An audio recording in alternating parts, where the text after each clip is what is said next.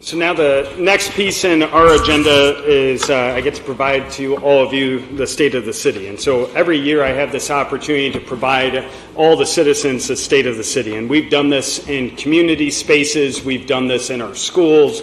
We've also had to do this virtually.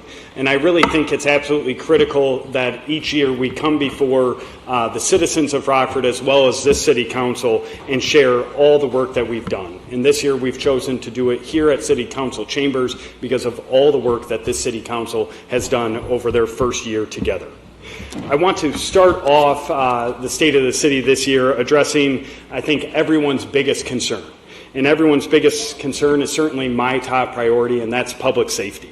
In 2021, I was thrilled that we were able to hire a new police chief and a new fire chief to lead our public safety efforts. Beyond being the first females in these positions, they are remarkably qualified and absolutely have my support. They, along with their staffs, are working tirelessly to support and make sure our community is safe. As long as I am mayor of the city of Rockford, we are going to continue to invest heavily into the public safety of our citizens. Unfortunately, right now, we are seeing more and more violent crime committed by our youth. Our officers are arresting 13, 14, and 15-year-olds who are carrying guns, stealing cars, committing armed robberies. Even children as young as 8 years old are causing major property damage. As a father, this is absolutely heartbreaking. As mayor, it's just troubling to know so many of our young people lack a sense of belonging. They don't have hope, and they feel that there's too few opportunities for them to succeed. We must get to the root cause of this violence if we are ever going to stop the cycle of violence that has plagued our community for decades. Without intentional intervention, violent juveniles far too often grow up to be violent adults. The common factor with most of these youth is a history of trauma in their lives. And our data is showing us that this trauma is most often caused by physical and sexual violence that takes place in their own home. This trauma can be worsened by things such as poverty, health issues, and even environmental conditions. When trauma goes unmitigated, it leads to lower educational attainment results and higher violent crime rates in our schools, in our homes, and in our neighborhoods. A wise person recently told me, when you know better, you do better. We know now that trauma is a basic component of the violence that we're seeing in our streets. We must do better. And in 2021, this city council began to put a new emphasis on youth by allocating an additional $1.75 million to the Mayor's Office of Domestic Violence and Human Trafficking Prevention, and then expanding that office to be called the Mayor's Office of Domestic and Community Violence Prevention. The office worked with the Rockford Police Department as well as grassroots organizations to develop the expansion so that we can reduce our youth crime rate. So we've created a whole host of youth initiatives to help curb this violence. First, if we're going to address this, we need to make sure that we know when trauma has occurred so that we can get our young people these resources. So we've partnered with the Rockford Public Schools to establish Handle with Care. That program just launched just about over a month ago district-wide.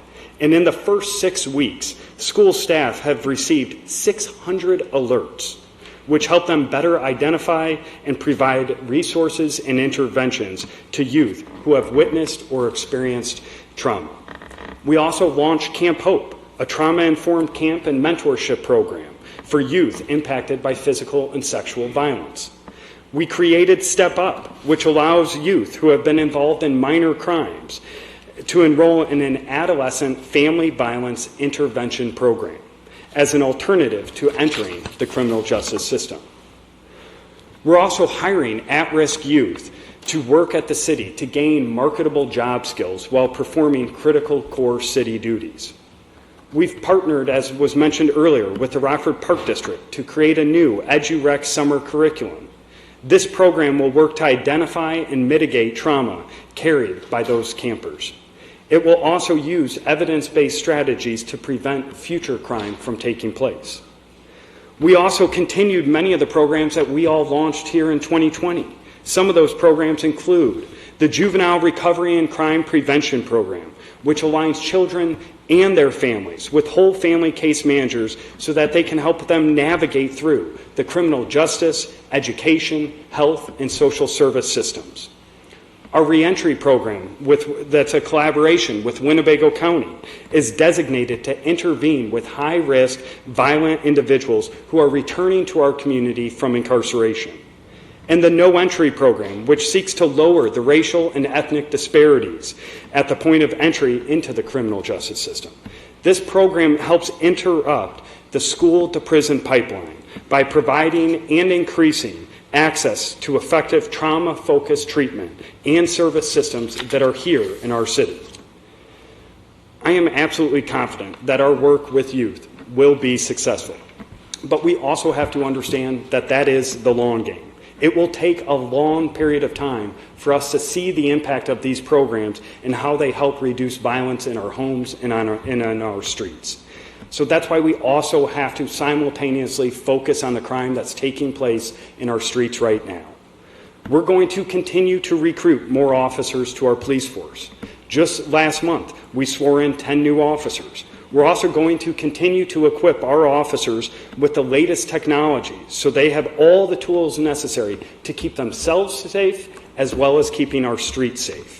And in fact, next week, this council has the opportunity to double the number of license plate readers in our community, as well as double the number of cameras that are truly force multipliers for our police department.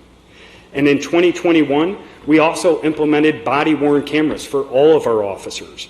Body cameras improves evidence collection, strengthens officer accountability, it helps enhance our transparency and provide better documentation and assist us in investigation of complaints. And we approved a civilian oversight board, and we are evaluating the applicants right now for that critical board, and we will bring those appointments to our city council over the course of this summer. I believe all of these tactics together, helping survivors of domestic violence, addressing childhood trauma, building trust in our community, and holding and arresting violent offenders accountable, will have a significant impact on us not just reducing violence today, but truly stopping that cycle of violence that has plagued our city. But at the same time, the city of Rockford is a significant piece to this entire system. But we need to understand we are just one piece of this system. Violent crime is a systematic problem, and it's going to need a system-wide solution. That means the courts, the schools, clergy, the probation department, law enforcement, yes, us at the city, the county, DCFS, social service organizations, citizens, parents, and the state of Illinois must all do our part. And with the statistics today, we must all do our part better, and we must do it better now, because lives are literally at risk. So another way that we are constantly working to enhance our community is by improving our neighborhoods. Last month, we kicked off the Neighborhood Improvement Initiative, where we've targeted 6 neighborhoods this spring and summer that have been negatively impacted by violent crime and could benefit tremendously from being better connected, as well as bringing more community services to their doorsteps. One neighborhood at a time, we're assessing the neighborhood and each one of those residents who live in these specific areas. Then we're coming back to these neighborhoods for a planned workday. And we're not just coming back by ourselves, we're coming back with 20-plus partner organizations to deliver these services. And at the end of that workday, we're ending the day with a block party so that we can help build that sense of community. I will say, just at that first neighborhood cleanup day that we had, I had a resident come up to me and say, "Man, you all have inspired me. I've now cleaned up my yard and I've cleaned up my neighbor's yard." And all I was thinking was, that's exactly what we want. We want those residents to know that we care about them and that we want to invest there, but we also want them to know that they too can take charge of their own neighborhoods. So we're also continuing to reduce blight that has been dragging down our community for far too long.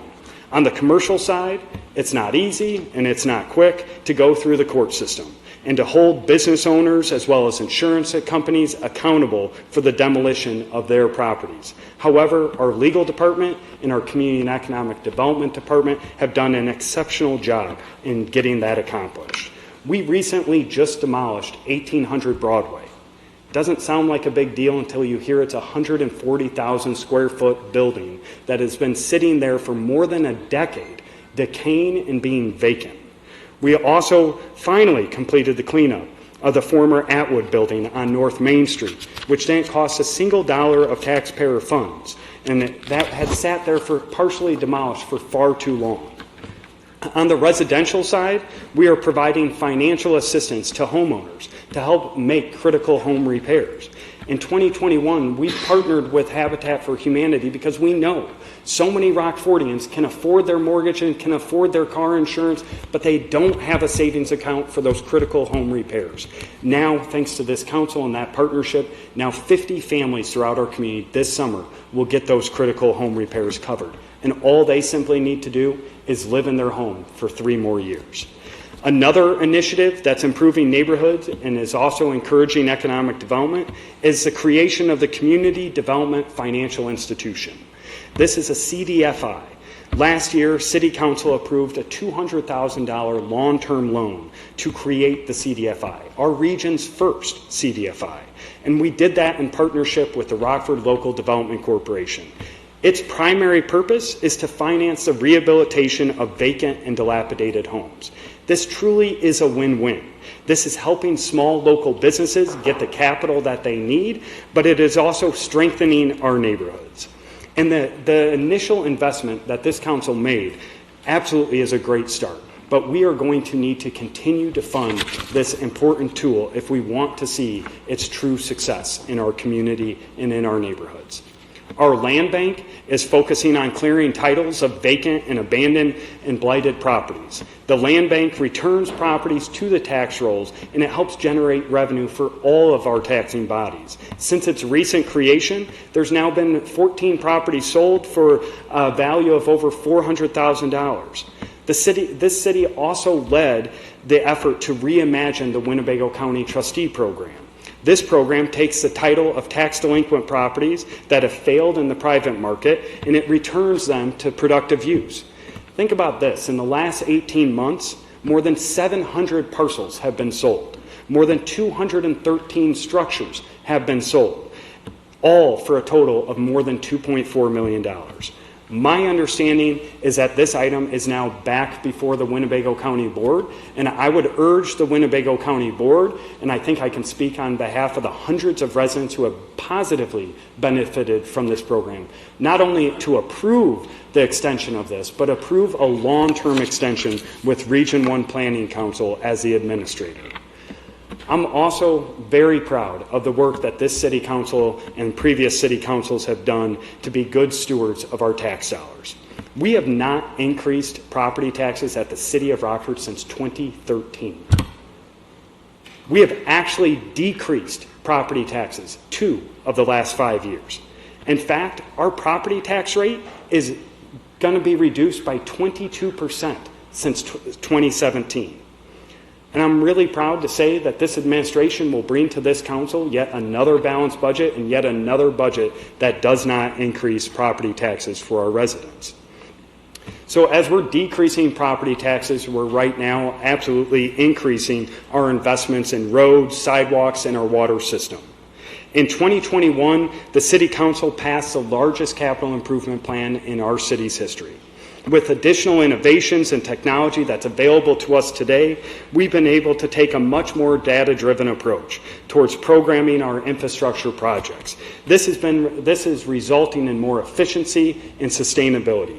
This same technology has also allowed the City of Rockford to be even more transparent with how we spend our 1% infrastructure sales tax. I will tell you this, no one's going to need to ask the City of Rockford how we spend our 1% sales tax. And over the next 5 years, this plan will allocate $62 million to major critical road repairs and infrastructure projects, $30 million to repaving residential streets and alleyways, $10 million to make sure that Rockford is more pedestrian and bicycle friendly, and more than $3 million to improve our stormwater facilities. This summer alone, our city will see $48 million of infrastructure projects taking place. That means 220 neighborhood blocks will be resurfaced this summer. That means long-awaited projects like Charles Street and finally West State Street will be completed this summer. And we've also secured more than $12 million in funding through the IEPA State Revolving Loan Fund to help with lead service line replacement program. We are one of the only cities in the entire state that covers 100% of that lead line service cost for our residents, and we are saving them thousands of dollars by doing this. All of these infrastructure improvements that I've mentioned has really put the city of Rockford in a great position when it comes to economic development. Over the last several years, we've worked very hard to work on a larger field when it comes to economic development. So we're working with the governor's office, we're working with DCEO, as well as Intersect Illinois and developers to help attract businesses to our community. Those partnerships are starting to pay off. We've been able to secure $23 million to revitalize the BMO Harris Bank Center. And that investment helped lay the groundwork for the acquisition of the Rockford IceHogs by the Chicago Blackhawks, which also, by the way, keeps the Rockford IceHogs playing hockey in the city of Rockford for the next 15 years. Another big development for our community is the approved agreement between the City of Rockford and Jay Jeffers to purchase the Barbara Coleman Complex. Jay Jeffers is proposing an adaptive reuse campus in multiple phases over the next 7 to 10 years. This is a project that is much needed for the City of Rockford. It has sat vacant for far too long. This is important not just for our entire city, but specifically to those residents on the southwest side of Rockford. And there's also additional economic development projects that are taking place throughout our city. You can look downtown at the nearly 100-year-old industrial building on Cedar Street that's now being transformed into loft apartments. Or you can look at 301 South Main Street, which is nearing completion. It's a former Hanley furniture store. That property will now be home to 33 apartment buildings downtown. And also in 2021, on the banks of Rock River, the Rockford Public Library is now slated to be open next year. We hope soon that we will be bringing new life to Davis Park. Davis Park is the only park owned by the City of Rockford. We were able to secure funding from the state of Illinois, thanks to Senator Stottleman, and if you think about it, as the only park for the City of Rockford, this must be a welcoming place for all of our residents. It must be a true gathering place. So we will be asking City Council to help move this project forward. And in 2021, we also, as a city, increased our contribution to the Arts Council by 50% and helped fund their recent economic impact study. And the study confirmed what a lot of us know. Arts do more than just improve our own sense of pride in where we live or our culture. They make a true economic impact on our city. And in 2021, this council authorized plans to bring the International Women's Baseball Center Museum to the City of Rockford on the southeast side with a children's activity center as well as enhancements to Beyer Field. That's more than $15 million worth of investment taking place on the southeast side. And on the northwest side, we're seeing growth there with the former vacant Bonton facility that now houses 800 jobs at the new Amazon Fulfillment Center. And we're still continuing to rebound from the impacts of the pandemic. In the latest jobs report that was just issued last week, the Rockford area saw the second largest increase in jobs across the state since April of 2021. And we saw the third largest decrease in our unemployment rates. This is really encouraging news for us here at the city. However, we also know that when we want to attract more businesses, we need our residents to be workforce ready today.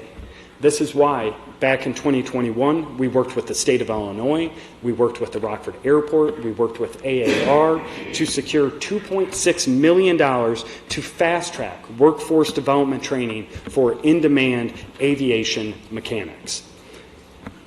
And for decades, we've known that our community needs to do a lot more when it comes to supporting women and minority-owned businesses, especially our entrepreneurs.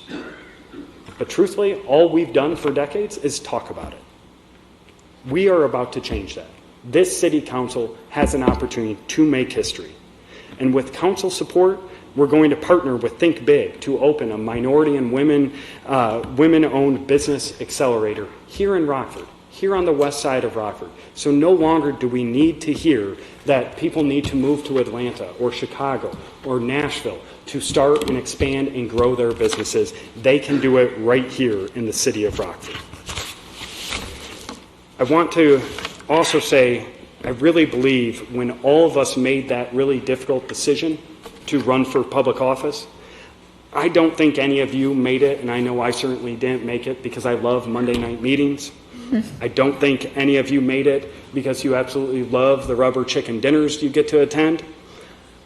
I kind of believe that you made that difficult decision because you love the city of Rockford. You see the amazing potential that our community has. You want to make progress, and you want to improve the lives of our residents. I think both of us, all of us, know that this place, our home, and our people are absolutely worth fighting for. I truly believe that we are making progress every day to improve our community. We're making decisions that we know are impacting the lives of our residents, and I believe we're literally changing their lives for the better. We're changing the lives of those residents who are experiencing a mental health crisis situation. When we were awarded a grant this past year from Winnebago County Mental Health Board to create the crisis co-response teams. These teams are made up of specially trained personnel that respond to calls as well as provide follow-up care and intervention so that they stop the next call, the next crisis from happening. In just a couple of pieces of their information to highlight some of their good work, they've served now more than 1,600 patients with more than 2,600 interactions. Of all of their interactions, now 61% have resulted in linkages to long-term care. Think about it. 1,022 residents, because of this program, are now getting the help that they need. We're also changing lives for those who have felt excluded for far too long. We really need to be a leader in the discussion of equity and inclusion. To do that, we need to look at ourselves first. That's why we participate in the Human Rights Campaign's annual Municipal Equality Index. This index examines the laws, the policies, and the services of municipalities, and it rates them on the basis of their inclusivity of the LGBTQ community and who live here as well as those who work for us. Our score has increased by 30% in just the last 4 years. And that's not by happenstance. That's because we've implemented best practices like Employee Resource Group. Now all of our employees are also getting diversity, equity, inclusion, and belonging training. And now we have LGBTQI plus liaisons for not just the police, but us as a city organization. We've also been changing the lives of veterans by offering all of our veterans free rides on our MTD buses. By providing this free transportation, we are giving these individuals more opportunities when it comes to their work, when it comes to their education, when it comes to being able to get to their health appointments. Veterans will no longer be limited because of the cost of their fare or the distance of their destination, because they'll have free transportation. In addition, we're changing the lives of those hurt most by the failed war on drugs. Our Regrow grant program uses the 3% local sales tax on cannabis to help aid, strengthen, and foster community reinvestment. With these dollars, we're funding programs like a prison reform initiative, an economic stability class, enrichment sessions to develop career pathways for minority middle school students, for youth programming in Northwest Rockford, for innovative after-school programs across our city, and for life coaching for those who are formerly incarcerated. And we're changing the lives of those impacted by the pandemic. During COVID, we provided millions of dollars of rental assistance, and we provided that to those in the greatest need. 25% of those people that we supported with our rental assistance were from the manufacturing industry. 19% were from the healthcare industry, and 14% were from the terribly hard-hit restaurant and hotel industry. And we're also continuing to impact and change the lives of domestic violence survivors.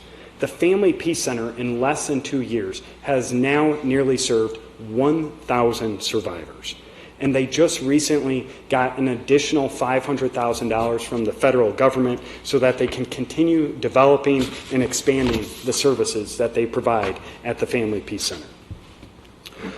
We're also changing the lives of students and their families in our community. The revenue the city of Rockford receives from the casino goes to our NIU Rockford Promise Scholarship Program.